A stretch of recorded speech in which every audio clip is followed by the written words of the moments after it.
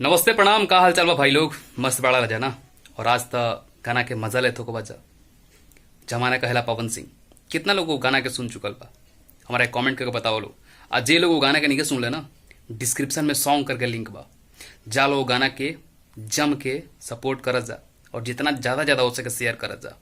और गाना के सर्च नाम से करत जा, जमाना कहेला पवन सिंह।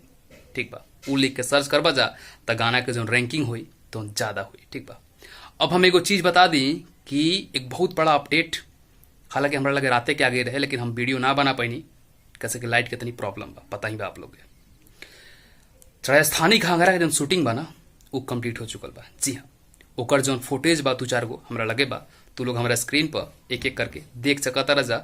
ये वो फुटेज बा पवन सिंह जी के साथ अनीसा पांडे के, जो उनकी एक बहुत ही खूबसूरत मॉडल है, आदिशक्ति फिल्म्स के मतलब पर्सनल मॉडल है।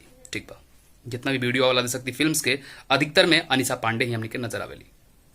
तो राजस्थानी घाघरा के जन शूटिंग पर फाइनली कंप्लीट हो चुकल बा और ओकर एडिटिंग पर काम चलता। तो राजस्थानी घाघरा के जन वीडियो बा वो बहुत जल्द हमने के सामने आई और इस सोच सोच के हम बहुत ज्यादा खुश बानी। फिलहाल तो जमाना कहला पवन सिंह गाना रिलीज भइल बा। डिस्क्रिप्शन में सॉन्ग करके लिंक बा, जा लोग ज्यादा ज्यादा गाना का सपोर्ट करा लोग। फेसबुक पर, इंस्टा पर, हर जगह हम तो लिंक शेयर करते बानी, तू लोग भी शेयर करा जा और पवन सिंह जी के फैन होके के धर्म निभावा जा। चला, कैसा लगा वीडियो कमेंट कर बताइए लो। और चैनल पर नया बढ़ा जाता तो चैनल को सब्सक्राइब करके बेल आइकन का प्रेस कर दिया जा और अपना भाई के संगे हमेशा खातिर जुड़ जाइए जा। चला, नमस्ते प्रणाम।